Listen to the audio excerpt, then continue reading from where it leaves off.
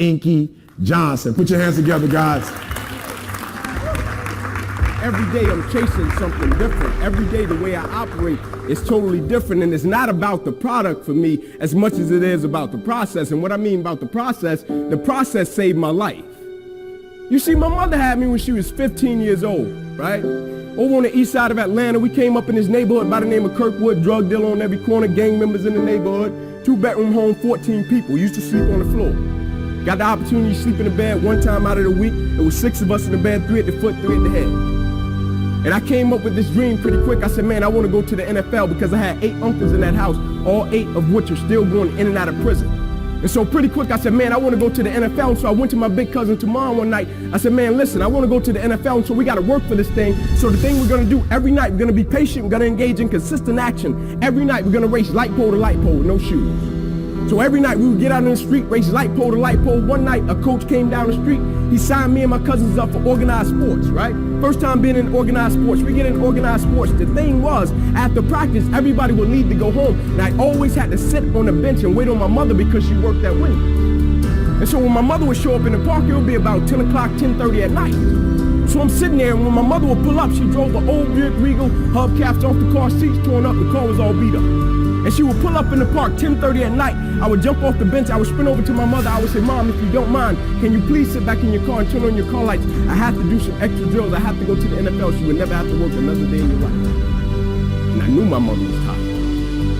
And every night, my mother would sit back in that car, and those car lights would hit that field. And he had a 7-year-old kid doing backpedaling drills, running sprints, running laps, chasing his dream to go to the NFL. But just beyond those car lights, I could always connect with my mother's eyes, so it made me dig a little bit deeper. It made me push myself a little bit further. It made me work a little bit harder. It created a certain level of sweat equity in what I was doing. It created a certain level of pride in what I was doing. You know why people quit? People don't have pride in what they do. You know why people stop?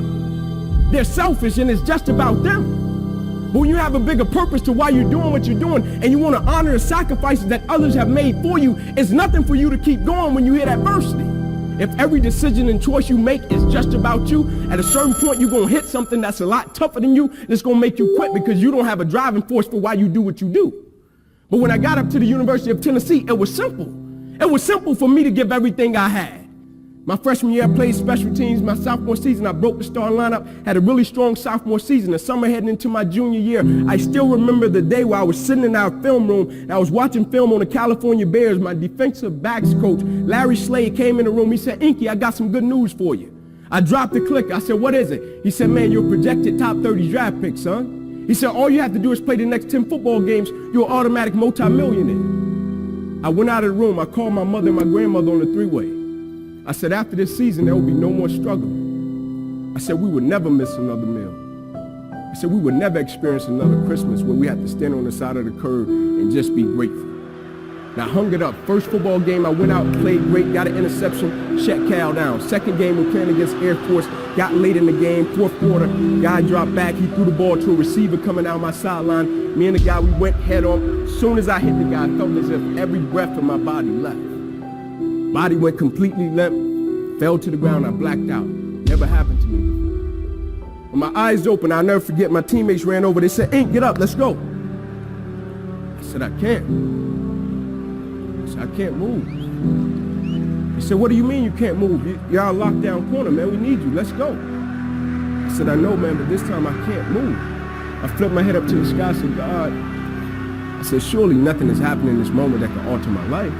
They got me over to the hospital, they took me back, they ran CAT scans, they brought me back into my room, and all in a 15-second time frame, the doctor came running in from the opposite side. He said, hey, get in here, we got to rush this guy back to emergency surgery, he's about to die. I said, what? He said, son, you have busted up the subclavian artery in your chest, you're bleeding internally, we have to rush you back, take the main vein out of your left leg, plug it into your chest in order to save your life. When I opened my eyes from recovery, the same doctor was over me. He said, son, has some good news and some bad news for you. I said, you got some bad news for me? I had to tell him I was about to die. I'm still alive. How bad can it get? I'm still here. He said, the good news is we saved your life. I said, thank you, sir. He said, the bad news is, Ink, you have nerve damage in your right shoulder. I said, okay, cool. He said, but son, it's a strong possibility that you probably can never play the game of football again in your life. I said, no way. I said, no disrespect to you, Doc, but I've been working for this ever since I was 7 years old. I said, no disrespect to you, Doc, but you wasn't in the park with me and my mother. When I was 7 years old and she was sitting in that Buick Regal, she got done working at Wendy's. No disrespect to you, Doc, but you didn't come up in that 2-bedroom home, 14 people sleeping on the floor. No disrespect to you, Doc, but you didn't miss those meals and stay focused and never made an excuse. I never cheated. I never cheated. Like my conscience still until this day won't let me, like I can't cheat.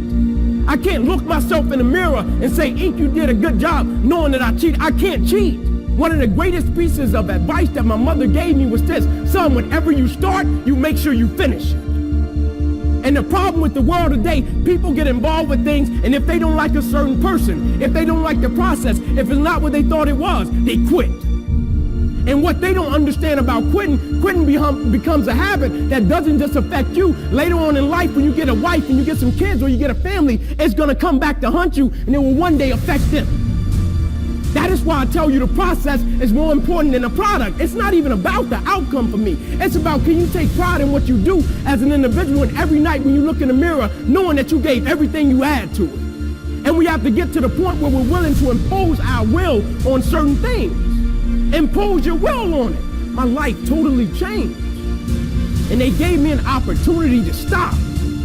And most people, when you give them an opportunity to stop while they're chasing something, they take advantage of it because they feel as if, man, why did this have to happen to me? I felt as if, why not me?